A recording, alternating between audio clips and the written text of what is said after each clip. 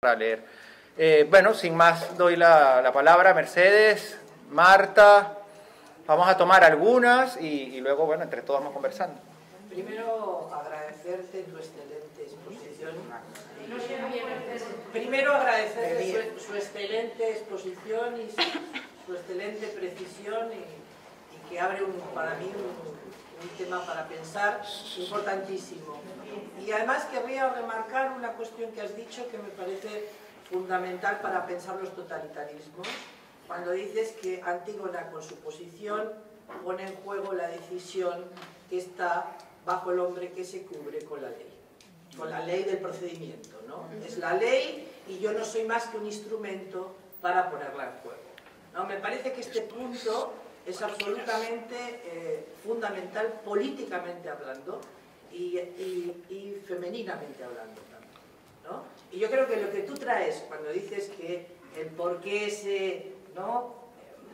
ese poner a la mujer Antígona en ese lugar subterráneo, infernal, que va a incendiarlo todo, si no es para que el sujeto masculino pueda someterse al procedimiento tranquilamente, ¿no? Sujeto masculino en un sentido amplio, no de género, ¿no? Claro, es decir, que quien ocupa el lugar, es decir, eso se vio a mí me parecen dos figuras que siempre pensé con respecto a Antígona y este texto de Alemán.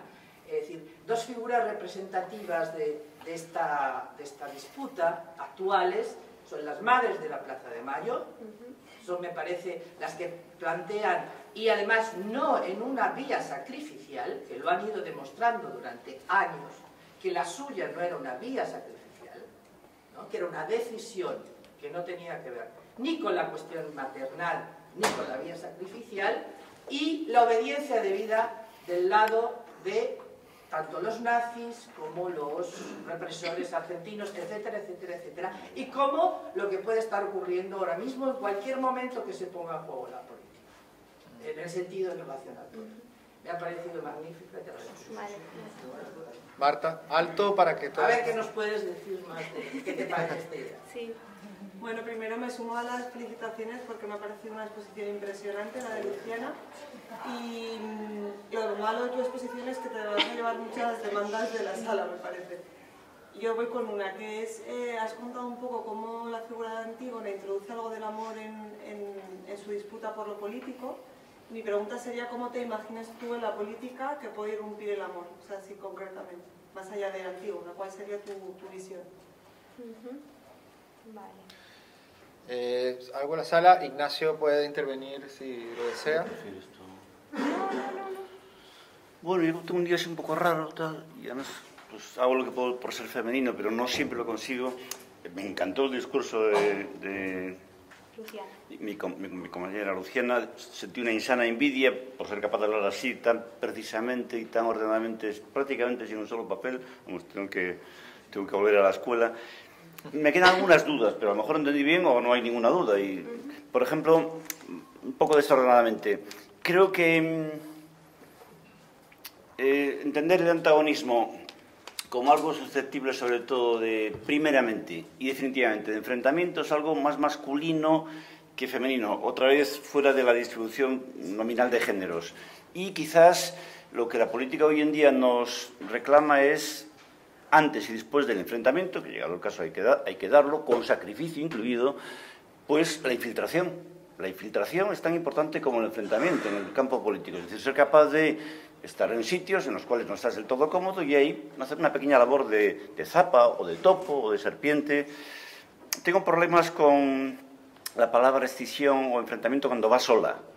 Después, hay algo distinto, hay algo subterráneo. Yo juraría que hasta está en Hegel, que es un cabrón y siempre nos espera la vuelta de la última interpretación.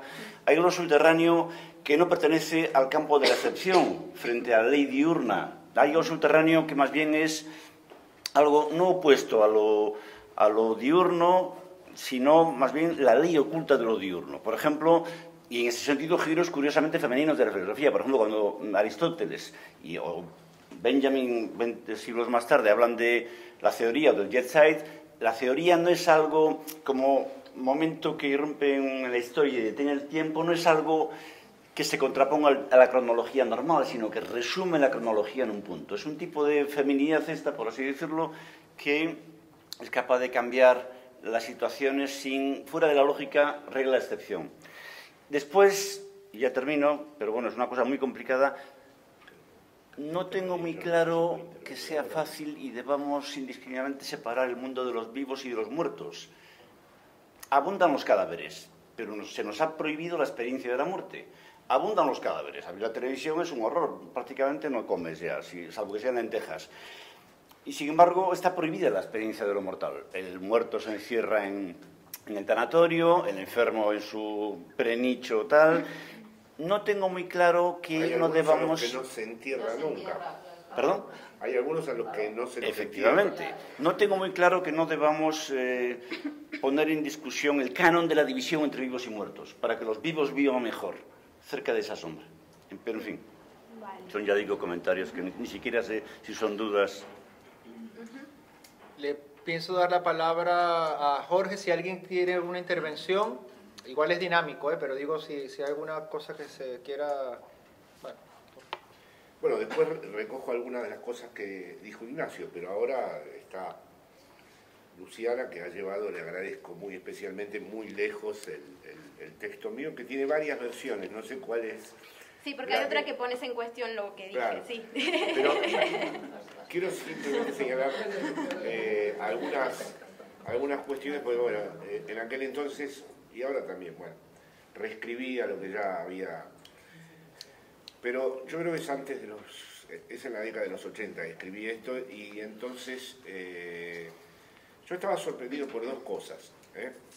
La primera es la observación de Goethe, que recoge Lacan, de que Goethe cree que es apócrifo el momento ese en donde en la tragedia aparece la idea de, bueno, mira, un marido se puede volver a sustituir, un hijo se puede volver a sustituir, pero la muerte de un hermano es lo irreductible, para utilizar la expresión de... Entonces, a Goethe le costaba creer que el autor de Antígona lo hubiera escrito. Y también le impactó a Lacan esto, darle a la relación entre hermanos este estatuto.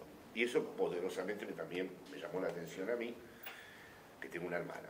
Bueno, luego además había otra cosa. Leyendo la fenomenología del espíritu, en donde está toda esta particular división de lugares que Luciana anunció muy bien, lo femenino vinculado a la ley subterránea, a lo divino, que llega a decir incluso que las guerras vuelven a, vamos a decir, domesticar esa corriente subterránea. Es decir, un tiempo sin guerra puede feminizar a los hombres, que tienen que participar de la ley pública, del orden social, de los procedimientos y todo eso. Bueno, pero hay todos unos párrafos, como siempre, muy difíciles de descifrar en Hegel sobre la eticidad, que él no se la concede ni a la relación marido-mujer, ni a la relación padre-hijo, y en cambio ve como única relación ética la relación entre hermanos. Así que estas dos cosas fueron las que me sorprendieron y desencadenaron mi texto, que ahora Luciana ha sabido llevar a otra dimensión, digamos. De todas maneras, aunque yo en aquel entonces, ya les digo, en la década de los 80, tenía muchos recaudos y respeto con las tesis de Lacan, si yo no recuerdo mal, ya les digo, son distintas versiones, yo en un momento, con esto pretendo retomar la sugerencia que me ha hecho Luciana sobre el problema de, efectivamente doy por muy buena su lectura de Antígona ocupando un lugar en lo público, y su propuesta de pensar la lógica de la emancipación desde allí. Si yo no recuerdo mal, yo en el texto me separo de la tesis de Lacan del deseo puro, que él ya había también adscripto a Kant, por supuesto, y pongo que Antígona está en las puertas, con lo que quiere decir la metáfora de la puerta, es decir, no solo de un lado, sino también de otro, del no todo. Con esto quiero señalar que yo actualmente la lógica emancipatoria la pienso en términos de la lógica femenina, haciendo siempre la clásica distinción que no es una cuestión de género, sino de lógica. Es decir, para mí no hay otro espacio en donde la igualdad sea pensable que en el no todo.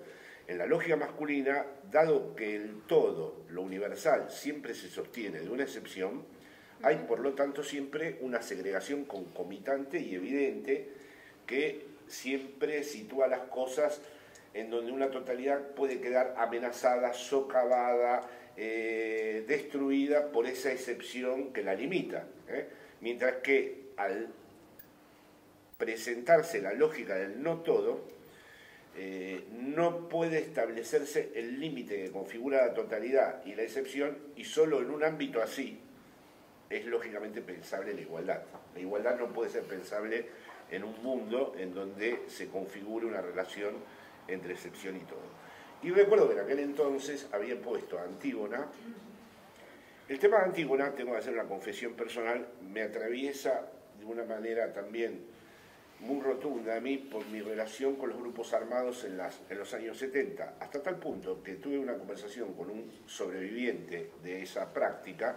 Ustedes ya saben que la violencia revolucionaria fue el núcleo de sentido último que determinó todas las prácticas políticas en los años 70 en mi país natal. Y por lo tanto, hablando con uno de los grandes jefes de la organización Montoneros,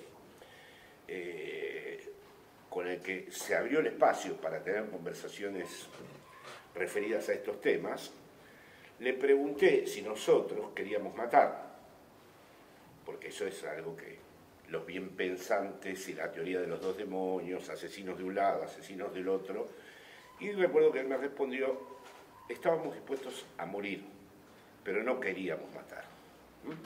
Es una diferencia que en el momento en que me la pronunció este compañero, independientemente de los sexos o las identidades ónticas de cada uno, para mí fue muy impactante, porque no es lo mismo. Es decir, no quiero entrar en los errores que pudo haber sido, pudieron acontecer en relación a la elección de esa metodología, o de dónde se derivaba la misma, o el efecto de Cuba, etcétera, etcétera. El asunto es que hubo momentos en la vida de mi país donde la gente tomó las armas y las usó.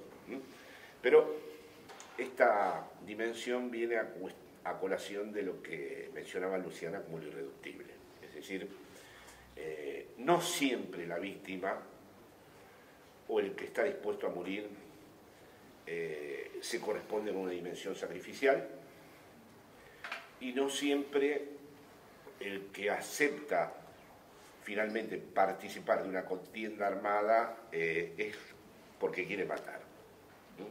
Es decir, estos son los dos espectros que a mí me trabajaban cuando intenté elucidar a mi modo el texto de Antígona. Es decir, bueno, a ver, hay veces que no hay más remedio que no retroceder, y esto no quiere decir que uno sea una víctima. Esto lo digo porque están también, por otro lado, en el discurso de la filosofía contemporánea, lo de la victimización, volverse víctima. Bueno, con eso hay que tener un poco de cuidado, porque hay veces que uno no tiene más remedio que no retroceder, aún sabiendo que las consecuencias van a ser desastrosas, ¿no? El propio presidente Allende, yo recuerdo que dijo que no se consideraba una víctima antes de morir. Y luego después, bueno, esta dimensión de lo irreductible, que abre toda una discusión sobre el momento de la decisión y la diferencia que hay siempre, o la tensión y la tensión que hay entre ese momento irreductible y la lógica de los procedimientos referidas al derecho, al orden jurídico, al orden constitucional, etcétera, etcétera, ¿no? Entonces, estoy totalmente de acuerdo de que hay que separar la lógica femenina de la lógica de los cuidados, y me parece de gran alcance, de gran calado, haber pensado Antígona en esta irrupción de una práctica política emancipatoria, vehiculizando precisamente lo que el capitalismo ha rechazado, que es el tema de amor. Muy rápidamente, no quiero desviarme de lo que fue dicho por Luciana, pero Ignacio Castro evocó el cristianismo, y yo en aquel entonces hice una separación siempre respetando a Lacan, porque tenía mis recaudos con Lacan. No se olviden que Lacan era nuestro gran timonel, ¿no? Lacan separa a Antígona de la mártir cristiana, ¿no? Trata de separar, en eso creo que Lacan es agudo, no hay ningún masoquismo cristiano en Antígona.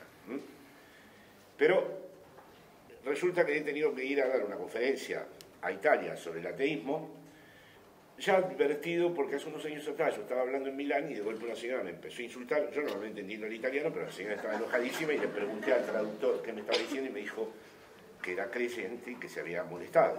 Entonces comprendí que el catolicismo italiano no es como el español, que ahí hay entre los psicoanalistas y entre los filósofos católicos de verdad o que creen que son católicos de verdad, ¿no? Bueno, las puertas del no todo con Antígona. Mi idea ahora con el cristianismo, soy latinoamericano, por lo tanto no me gusta regalarle la religión a la derecha. Yo entiendo que en la izquierda europea esto sea más difícil de entender, ¿no? Aclaro que yo no fui ni bautizado, ni tomé la comunión, y la primera iglesia que conocí fue cuando llegué a España por razones estéticas. No obstante, como esta vez fui muy advertido a Italia, comencé por Pasolini, por la figura del Cristo, la figura de Pablo, etcétera, etcétera, etcétera, pero ahí, porque Ignacio mencionó el platonismo del logo múltiple, y Badiou tiene un libro sobre San Pablo, y habla del milagro, hace una especie de mímesis entre el milagro y el acontecimiento, y habla de la resurrección del Cristo. Sin embargo, yo, inspirándome en el Lacan del Seminario 20, donde dice que la otra cara de la mujer es Dios, pienso que la verdadera fuerza de la figura inicial, inaugural del cristianismo, está en que no es del todo matable, no en el hecho de que haya resucitado lo idéntico, sino en el hecho de que no se lo mata del todo. Es decir, que he cambiado ahí un poco la perspectiva. Ahora me atrevería incluso a establecer entre la Antígona griega y la figura de Jesucristo conexiones un poco más aventuradas, que en aquel entonces, cuando hice ese texto, separé tajantemente, porque para mí el verdadero secreto del Cristo, no se asusten, no es tanto su resurrección, sino el hecho de que no se lo termina de matar nunca. Y de hecho, las lógicas emancipatorias no serían absolutamente nada si no tuvieran en su interior, incluso de modo secreto, ¿no?, o incluso de modo inconfesable, la idea de que hay algo que no se mata nunca del todo. Bueno. A ver, Mercedes te volvió a pedir la palabra, pero Luciana ha sido aludida muchas veces. Si quieres decir algo, o puedes esperar, o no decir nunca nada, también. No, si me callara estaría contradiciendo, refutando la intervención, pero si quieren lo que podemos hacer es darle más palabras y luego cada uno responde en función de lo que se le ha preguntado. No, pero como hubo una pregunta que te dirigió Marta de cómo pensás tú el amor. Ah, bueno, si quieren sí respondo. Si tienes algo... Sí, tengo, bueno, cualquier cosa si me expando mucho ya me avisas. Pero en realidad también me gustaría recoger lo que también decía Mercedes, porque no, cuando Mercedes es tu nombre, ¿no? Sí. Vale. Porque me gustó mucho la idea de la figura de las madres de Plaza de Mayo, ¿no? También, y hay otras figuras de otras madres en Latinoamérica, es decir, en Colombia también, las madres de Soacha, ¿no es cierto?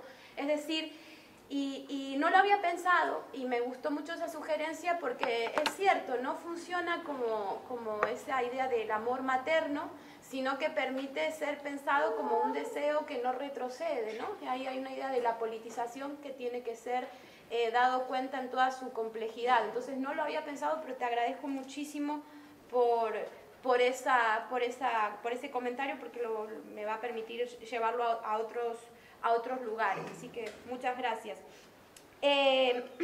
Luego, con respecto a la pregunta de Marta,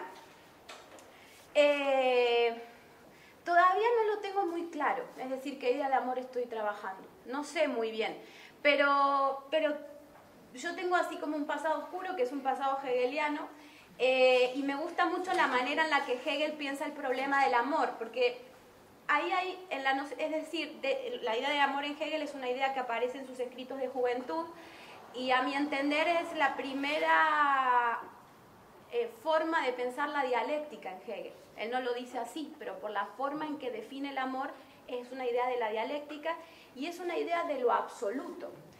Pero no lo absoluto en Hegel como esa forma facilona y positivizada en la que se piensa lo absoluto, porque se piensa lo absoluto como lo masculino, en el sentido de que se llega a un estadio final, al gran punto de vista desde el cual se puede, digamos, contemplar absolutamente todo, es decir, la gran pulsión de muerte, sino que si ponemos en relación la idea de amor con la idea de lo absoluto puede ser pensado desde un punto de vista femenino, como lo que decía Jorge, como lo no todo, es decir, lo absoluto en Hegel, y eso es algo que también Zizek piensa, puede ser pensado como lo no todo, porque no es un lugar al que se llega, sino que es un movimiento.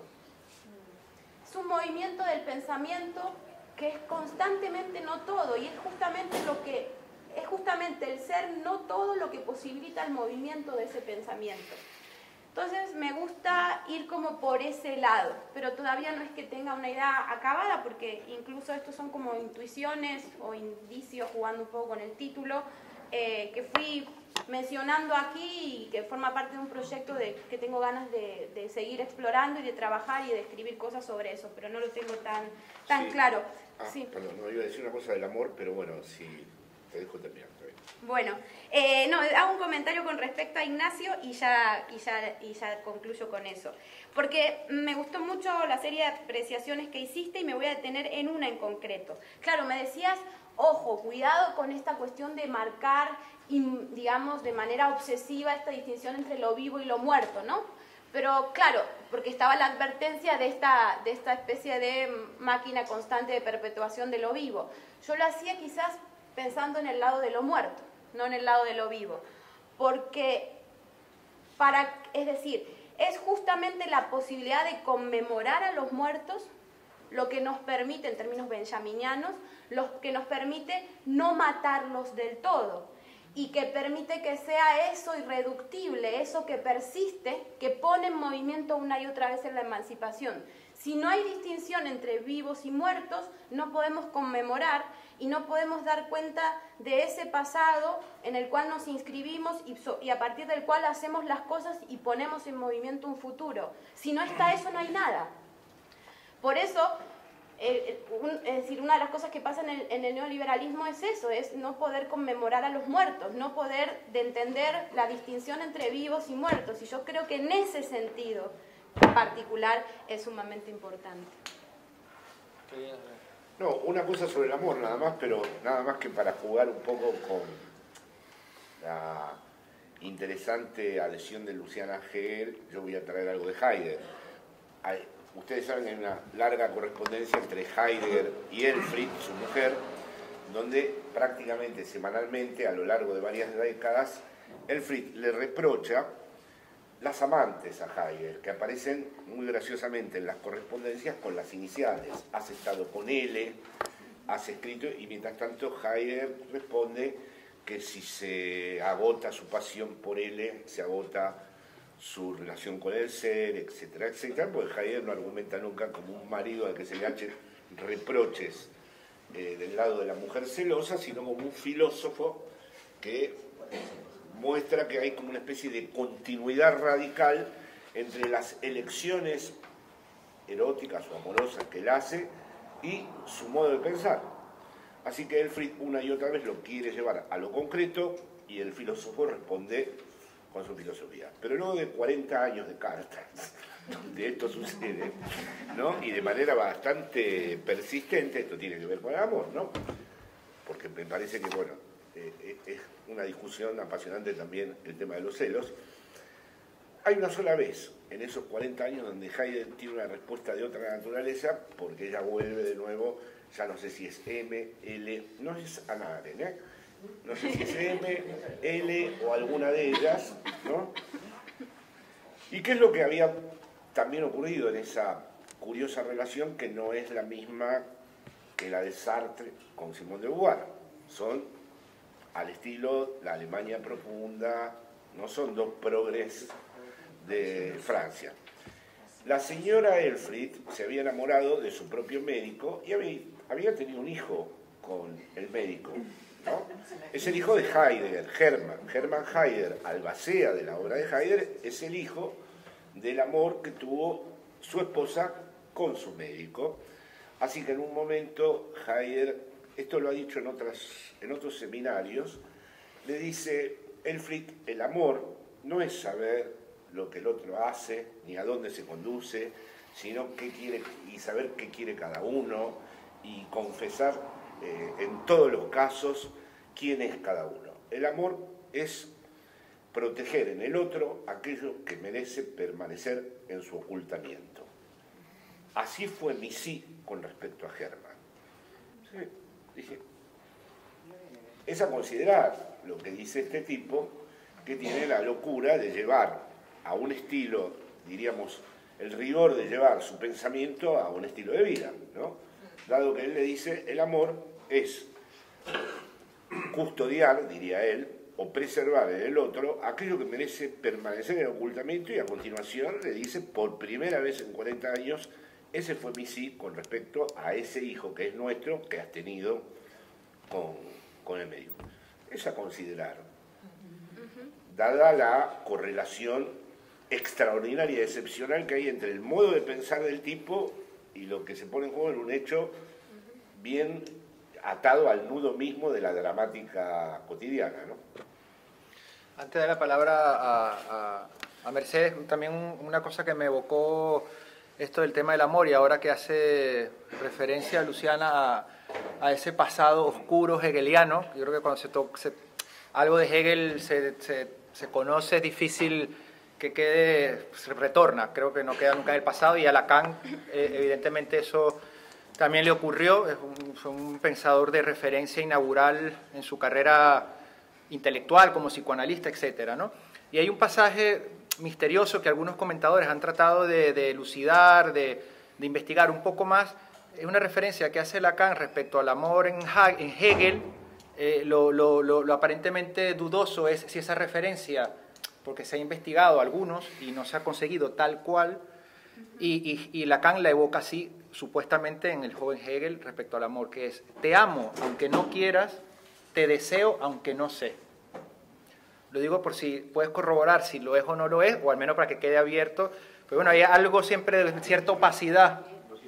Te amo aunque no quieras, te deseo aunque no sé.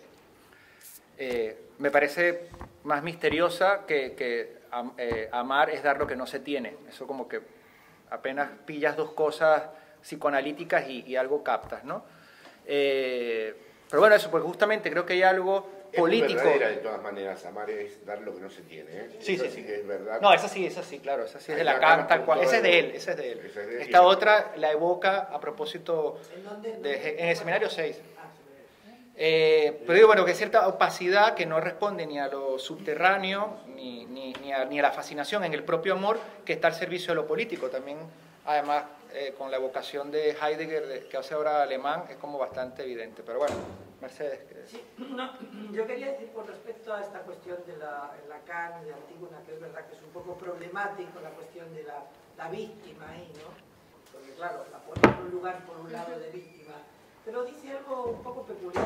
Yo mi última lectura de ese tema con respecto al tema de la víctima ha sido que no es lo mismo la víctima, que es víctima porque un otro viene a colocarla en ese lugar, a la decisión política de Antígona, donde ella se transforma en una víctima por su decisión política, y que aunque hay un otro que la va a hacer víctima, porque es Creonte el que la va, ¿no?, a condenar, no es un efecto fortuito, ¿no? O no es un efecto donde te encuentras con el otro del mal, entre comillas, que viene a colocarte en un lugar de víctima. Me parece que esta separación, políticamente hablando, también es muy importante, ¿no? A la hora de pensar esta elección o no de la cuestión. Y luego hay una frase muy enigmática que me parece que juega con lo que has traído, donde dice Lacan, me gustaría que nos puedes decir de esto, donde dice: si los mártires cuando los mártires... que esa es la frase, yo la dije mal, sí. Dale. ¿Cómo es? No, yo la dije ahora mal. no me va a salir. Ay, si perdón. los mártires toman el primer lugar, todo será un incendio. Claro. Pero no, dice, si Antígona toma el primer lugar, todo será un incendio. Dice, si los mártires, ¿no?, avanzan, todo será un incendio. No dice si Antígona avanza, todo será un incendio. No dice si lo subterráneo de lo femenino avanza, todo será un incendio. No dice si los mártires. Y a mí me parece que esto es algo también muy importante con respecto a la política y la cuestión sacrificial. Y después, con respecto a la lógica masculina y femenina, yo últimamente trabajando en las fórmulas de la sexuación, que siempre le doy vueltas ahí, con lo del amor, me pareció entender de repente algo que hasta hace poco no había entendido. Que la castración, que aparentemente, o por lo menos yo lo tenía mal entendido, se adjudica a la relación del todo y la excepción, en realidad es ahí donde se niega. Es decir, la verdadera castración negada es en el lado masculino, porque es en el único lado que se instala un padre de la borda que goza de todas las mujeres.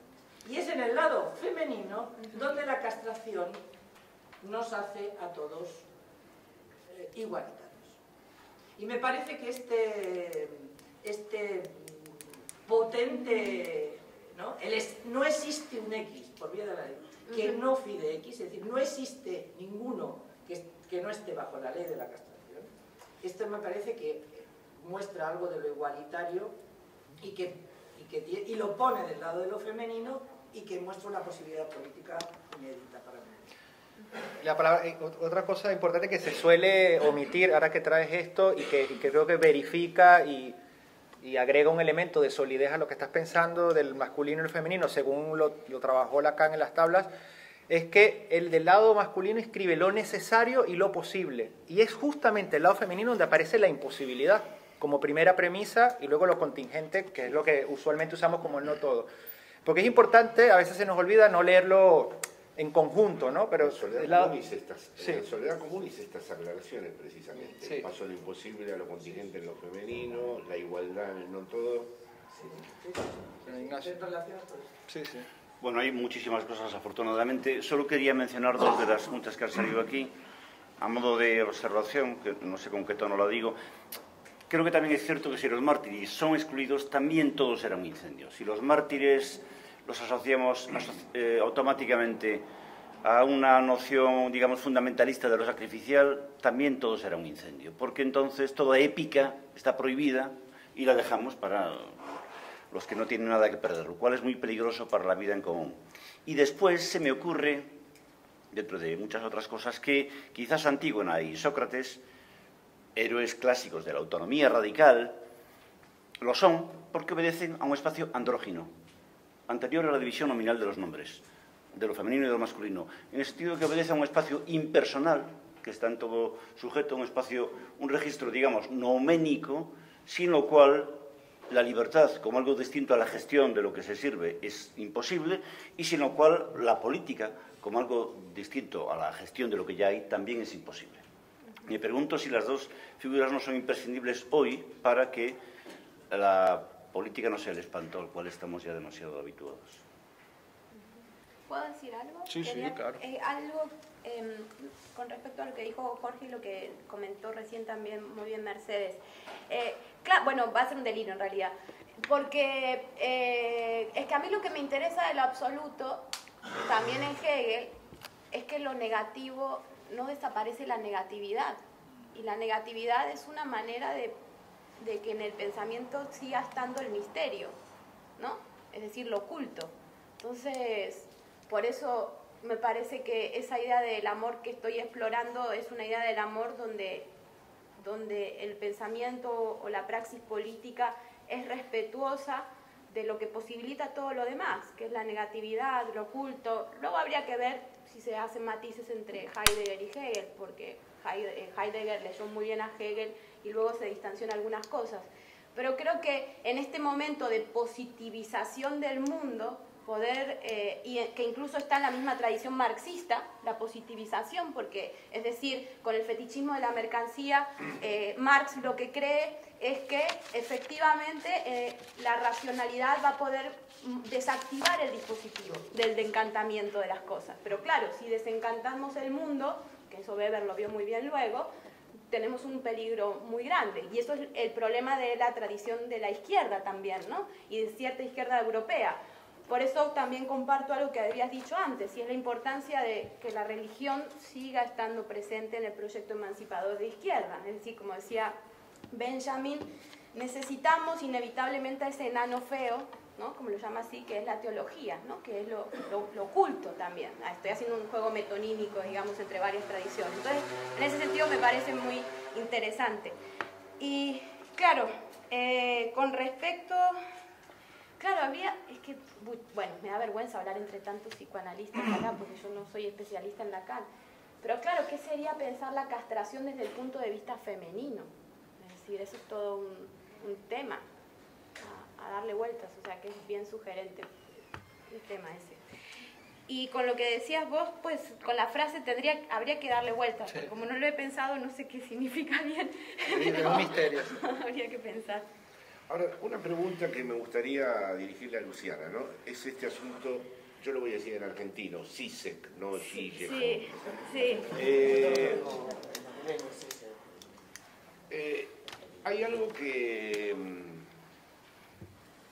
es interesante. Estuve el año pasado, gracias a una invitación, estaba Ricardo Espinosa Lolas ahí, con él tuvimos 4 días con Zizek en Granada, haciendo...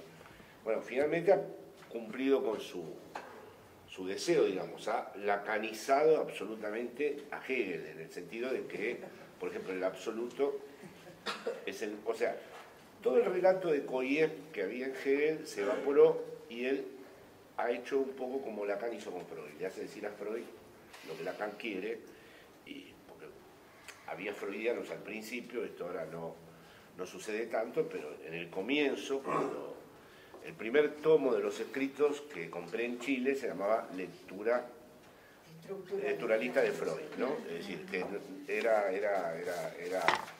y era muy cuestionado por los freudianos, porque ¿a dónde dice Freud esto, no? Y entonces un poco Hegel, en Zizek, es sorprendente, el objeto A, la relación sexual imposible, ya está todo escrito por Hegel. O sea, aparece, Lacan parecería ser como una especie de epifenómeno tardío. Por ejemplo, conversación que tuve la oportunidad de tener en el hotel con él. Dice, ¿cómo se entiende la dialéctica, no? Si no en el sentido de canónico, de algo que va a desembocar finalmente en una reconciliación y en un final, sino que la relación sexual es imposible. Ahí tenemos un punto de partida. Pero sin embargo, todos los sujetos, a través de sus fantasmas, construyen algo que hace posible que hagan algo con el sexo. Bueno, primer lugar, la relación sexual es imposible. Segundo lugar, el fantasma que hace que en cada uno positivamente se haga algo con esa imposibilidad. Esto es la dialéctica. ¿Acaso se ha cancelado la imposibilidad? No. No hay nunca reconciliación. Lo que sí hay es que no hay solo imposibilidad, sino que hay un modo de resolverla sin cancelarla, que es... Bueno, para él este sería un ejemplo. Ahora, yo lo que estoy seguro, porque no tengo los recursos, por eso se lo pregunto a Luciana, es que mis amigos hegelianos, cuando les digo esto, no lo ven tan lacaniano a Hegel, ¿no? Entonces, esta es una cuestión que me parece que es muy interesante ver, ¿no? Ahora, claro, nosotros también lacanizamos a Heidegger y le hicimos meter a Heidegger el goce femenino, o sea, ¿qué puedo decir yo? Si nosotros con la Riera agarramos a Heidegger y lo llevamos directamente a un viaje que Heidegger terminó siendo mujer y preocupado por el goce no fálico, o sea que aclaro esto, pero es verdad que en mi propio viaje, como Koyev era el verdadero analista de Lacan, yo creo que su verdadera transferencia era Koyev y no Lowenstein, después su psicoanalista, que las transferencias a veces son inesperadas.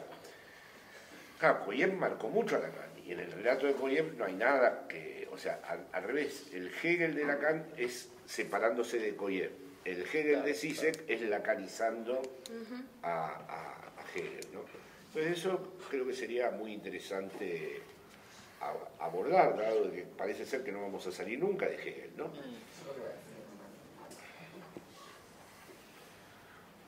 Isidro. Quería primero decir la enorme satisfacción que me da que se esté haciendo lo que se está haciendo en Cruce, con Jorge Alemán, hablando de Jorge Alemán. Muchas gracias. Y casi rememorando lo que se ha hecho en Cruce desde hace casi 30 años, en medio de filósofos, artistas, surgieron personajes extraños, casi no invitados, pero muy queridos por todos, que eran los psicoanalistas, que supieron escuchar cosas que sin ellos no habríamos podido seguramente nuestros prejuicios haber escuchado nunca. Ya se ha dicho, pero quería decirlo yo también. Después, como aquí hay más psicoanalistas que filósofos, quería hacer un poco lo que ellos hacían en su momento cuando eran tan pocos psicoanalistas y muchos más filósofos, que es introducir la filosofía como un elemento de debate o como un elemento de reflexión frente a alguna cosa que se dice. Claro, rápidamente, si yo quiero ponerme en filósofo, a pensar a partir de lo que he escuchado, tengo un señuelo que me hace picar en él rapidísimamente. Tanto lo ha dicho Luciana como a quien felicito enormemente también por su exposición, porque realmente ha sido extraordinaria, como con Jorge, que es el asunto de lo masculino y femenino que nos lleva a pensar la dialéctica y a alguien como yo, que pues, digamos que no le gusta la dialéctica, o que en cierto modo ha tomado como modo de pensar el rechazar a la manera dialéctica, quizás también, como sería fácilmente argumentable, la dialéctica. Frente a la distinción entre masculino y femenino, yo quiero introducir una palabra que me parece que crea ese posible diálogo, esa posible manera de profundizar más el tema, que es introducir la palabra neutro. La palabra neutro. Neutro. Es decir, si hablamos de géneros, todo el mundo sabe que hay un género neutro. Y ese género neutro, o eso neutro, que no quiere decir que sea un género, pero quiero decir que por eso es como que lo traigo, aparece con más facilidad de lo que parece cuando, si recordamos las palabras, y quiero que Jorge se sienta implicado en ello, ¿no? Esa distinción entre el todo y el no todo, esa dialéctica que se puede introducir, yo pensaba por aquí, bueno, es que se puede ir incluso más lejos. No solo hablar del no todo, pensar que el no todo quizás sea algo, pero a su vez igual pensamos en el no algo. Y el no algo da muchas posibilidades, porque el no algo es algo, pero a su vez el no algo es tanto, y a la vez el todo como la nada. Es decir, como significa la palabra neutro, ni uno ni otro, ni todo ni nada, no algo.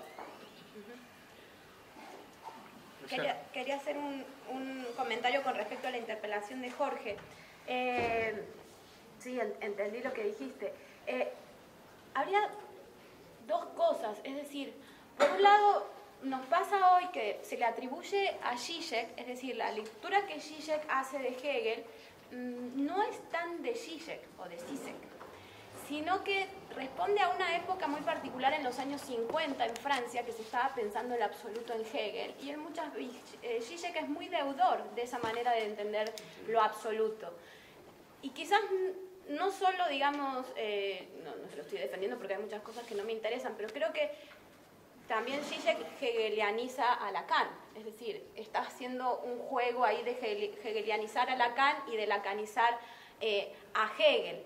Y hay que ver, bueno, él está ahí en su movida y hay que ver cómo le funciona esa cuestión. Mi acercamiento con Hegel tiene que ver con algo, y es que en un momento se volvió Hegel un lugar de la incomodidad y se determinó como si fuera una especie de dogma que los hijos del postestructuralismo teníamos que rechazar a Hegel, ¿no? Simplemente era como una especie de sentido común. Y la dialéctica, por alguna razón, era algo malo, ¿no? Entonces todos nuestros padres postestructuralistas nos obligaron a eso. Y a mí me produjo curiosidad ese mandato, es decir, el mandato de tener que rechazar a Hegel y a la dialéctica. Y bueno, como soy un poco desobediente con los mandatos, es que me acerco a Hegel.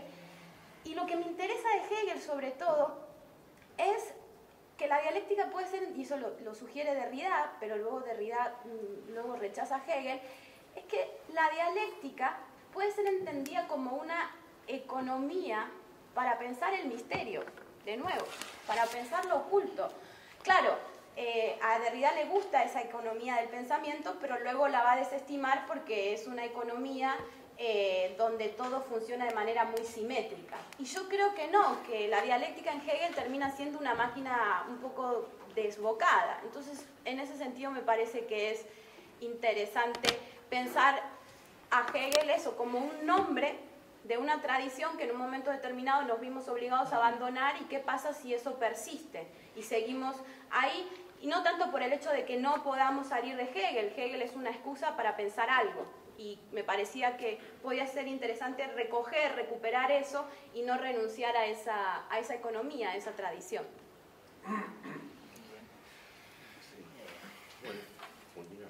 Sí.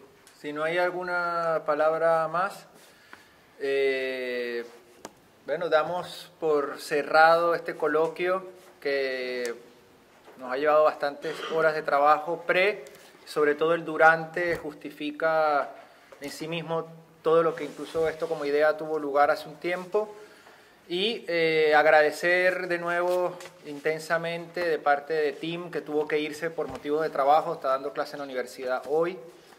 Le hubiese encantado estar aquí en el cierre también, en nombre de Estela Canuto, que también ha formado parte de todo este tiempo de organización y de trabajo. Agradecer a Mariam, que lo hicimos ayer, por la implicación que tuvo, por crear una obra de arte que nos ha permitido ilustrar el primer cartel que hicimos de invitación con algo de la figura, del rostro de Jorge Alemán. Agradecer a Raúl, que ha estado acompañándonos durante todo el día ayer prácticamente y hoy toda la mañana, y a Javier Fonseca, que también estuvo ayer, que son ambos socios de Cruce muy activos, han estado grabando. Esto pensaremos, vamos a hacer un trabajo de edición, se va a publicar esto luego en las redes audiovisuales que sean pertinentes para ello. Agradecer a Gerardo Gutiérrez, por supuesto, que ha terminado todo el proceso. Creo que su presencia y su colaboración fue determinante, y en el valor y la fuerza que tanto ha tenido lugar en este coloquio, que es de la contingencia, una noche cenando, cuando habíamos abandonado la idea de hacerlo en la universidad, sobre todo por lo que significa en pensar con una amplia cobertura esto de Lacan y la lógica emancipatoria. Y aunque no sea un homenaje, no podemos dejar de lado que el protagonista y lo que nos causó en un inicio a Tim y a mí como parte de las discusiones que se hacen aquí en Cruce, porque no es una ocurrencia aislada, tuvo su contexto en aquel momento, aquel diciembre, fue a partir de la obra de Jorge Alemán, de la presencia de Jorge Alemán también en Cruce, no solo en el ámbito del psicoanálisis, sino en el ámbito del pensamiento y la cultura en España y en Argentina. Para Tim y para mí, para Estela, fue un honor y ha sido un honor poder haber tomado la iniciativa, que habérsela planteado a Jorge, que se haya conmovido con ese planteamiento, que lo haya agradecido profundamente. Yo creo que vale la pena decir esas palabras, es inédito, él mismo así nos lo comentó en esa primera reunión que tuvimos en enero. Dijo, no me lo esperé nunca, y mucho menos aquí en España. No es casual, quizás, que sean dos extranjeros quienes me lo hayan planteado. No, pero después ha estado mi amigo. No, luego digo inicialmente, pero bueno, el Caribe y... Mi maldad tal. con el... Sí. Entonces, bueno, agradecimientos, no sé si me dejo gente por fuera, gente cercana que ha colaborado, que ha estado pendiente, gente amiga de Cruce, Daniel Lesmes, por supuesto, también conversamos mucho. Tenemos sillas aquí que no son de Cruce, que son de una galería de arte en el número 3 de esta misma calle.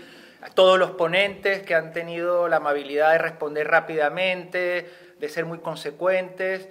Y como les decía, bueno, muchos de los ponentes están, otros ya no están.